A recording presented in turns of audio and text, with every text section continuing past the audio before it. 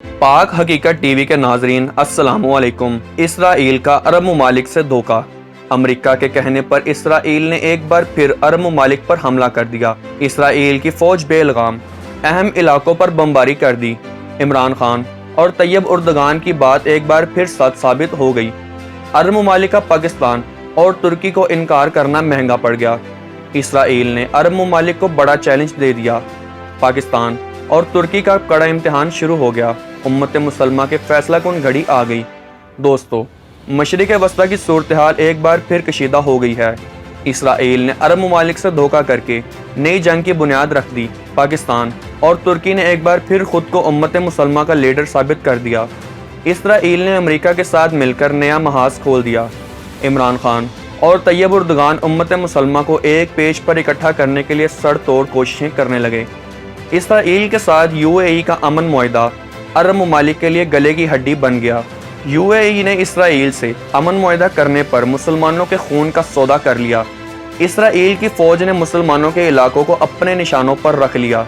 अहम इलाकों पर बमबारी। खित्ते में नई जंग शुरू होने से खतरात बढ़ने लगे।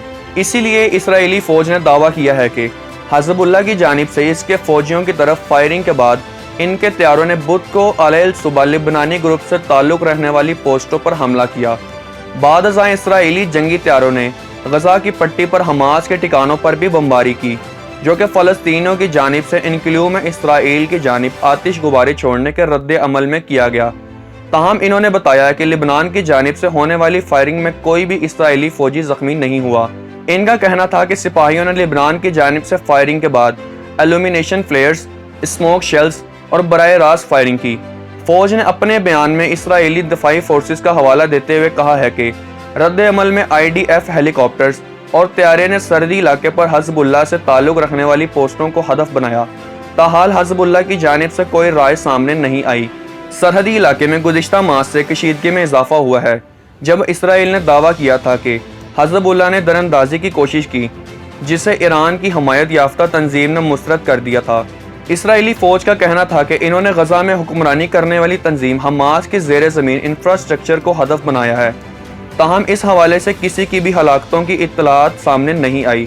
हमास इसराइल पर दबाव डालना चाह रहा है ताकि गज़ा में पाबंदियों पर नरमी की जा सके और सरमायाकारी की इजाज़त दी जा सके। इसके लिए फ़लस्तीनी हीलियम गुब्बारे छोड़ते हैं, जिसमें आतिशी मादा मौजूद होता है, जिसकी वजह से हालिया हफ्तों में इसराइल के जनूबी हिस्से में फार्म की ज़मीन पर आग भड़क उठी है। इसराइल गुज़िश्ता 2 हफ्तों से रात के वक्त हमास की सहूलतों को हदफ बना रहा है। बैलून या रॉकेट लॉन्चर के बाद इसराइल हमलों की तवक्का करते हुए हमास मामूल के मुताबिक अपनी सहूलतों से अहलकारों को निकाल लेता है। कशीदगी में इजाफे के साथ इसराइल ने गज़ा के साथ अपनी वाहिद तजारती गुजरगाह बंद कर दी है, समंदर तक रसाई पर पाबंदी आयद कर दी है और साहिली पट्टी पर ईंधन की दरामद रोक दी है, जिसके नतीजे में इसका वाहिद बिजली घर गुज़िश्ता हफ्ते बंद हो गया था। सेहत के ओहदेदारों ने इस खदशे का इजहार किया है कि बिजली घर बंद होने से गज़ा में आलमी वबा फैल सकती है, जहां 20 लाख फ़लस्तीनी आबाद हैं। अक़वाम मुत्तहिदा, मिस्र और कतर सालिसी की हैसियत से हालात मामूल पर लाने के लिए कोशां हैं।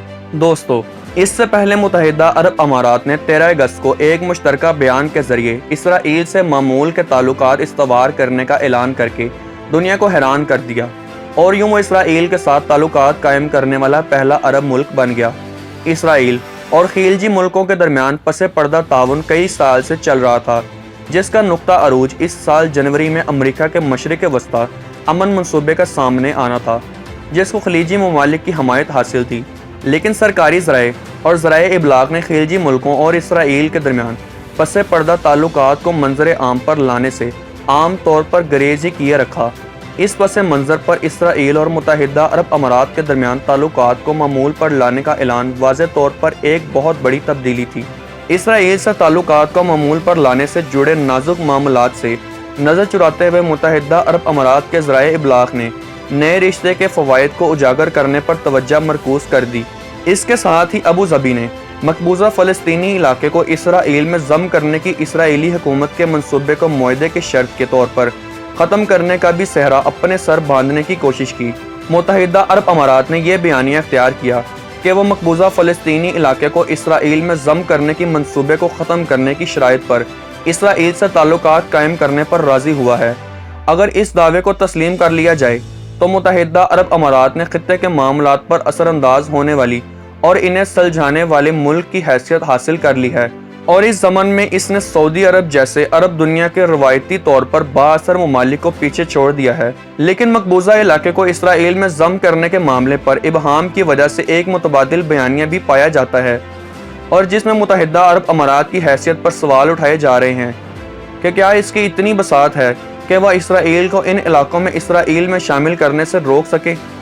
دوستو، متحدہ عرب امارات نے اپنے عزائم کے بارے میں کوئی رازداری نہیں برتی، لیکن وہ اپنی خارجہ پالیسی کے بارے میں زیادہ تر خاموشی ہی اختیار کیے رکھتا ہے، اور اس سے خطے میں اپنے حلیفوں کی ہمیشہ پس پردہ مدد کرنے کو ترجیح دی ہے۔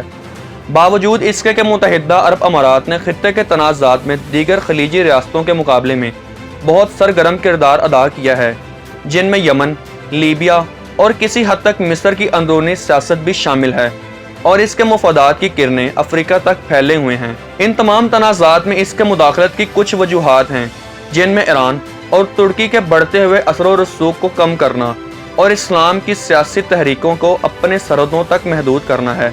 متحدہ عرب امارات نے اپنے حلیف سعودی عرب اور دوسرے خلیجی ملکوں کے مقابلے میں بہت جارحانہ رویہ اختیار کیے رکھا ہے، جہاں سعودی عرب کا رویہ قدرے محتاط رہا اور اس نے ہمسایہ ملکوں سے اٹھنے والی خطرات کو دبانے اور ٹھنڈا کرنے کو ترجیح دی ہے۔ متحدہ عرب امارات کے موجودہ ولی عہد محمد بن زید نے کئی قدم آگے بڑھ کر اپنے تمام وسائل کو بروئے کار لاتے ہوئے خطے اور اس کے باہر بھی تنازعات پر اثر انداز ہونے اور ان کے حل پر اپنے حق میں ممکن بنانے کے لیے تمام سر توڑ کوششیں جاری رکھیں۔ ایک مرحلے پر متحدہ عرب امارات یمن کے طویل بحران میں سعودی عرب کے بھی سامنے آ کر کھڑا ہوا، جہاں اس نے اپنے سابق اتحادی کے برخلاف سعودی عرب کی حمایت یافتہ اور بین الاقوامی طور پر تسلیم شدہ یمن کی حکومت، جس کے سربراہی عبد ربو منصور ہاری کر رہے تھے، اس کے مقابلے میں علیحدگی پسند جنوبی عبوری کونسل کی حمایت شروع کر دی۔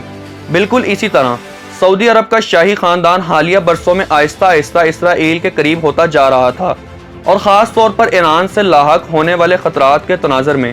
لیکن سعودی شاہ اور ولی عہد پہلے ملک کے اندر اس کی راہ ہموار کرنا چاہتے تھے، کیونکہ اسرائیل سے تعلقات قائم کرنے کے بارے میں شدید مخالفانہ سوچ پائی جاتی ہے۔ امید کرتے ہیں آپ کو ہماری آج کی ویڈیو پسند آئی ہوگی۔ آخر میں آپ سب سے گزارش کی جاتی ہے کہ ہمارے چینل کو سبسکرائب کریں اور ویڈیو کو اپنے واٹس ایپ گروپس میں شیئر کریں۔ شکریہ۔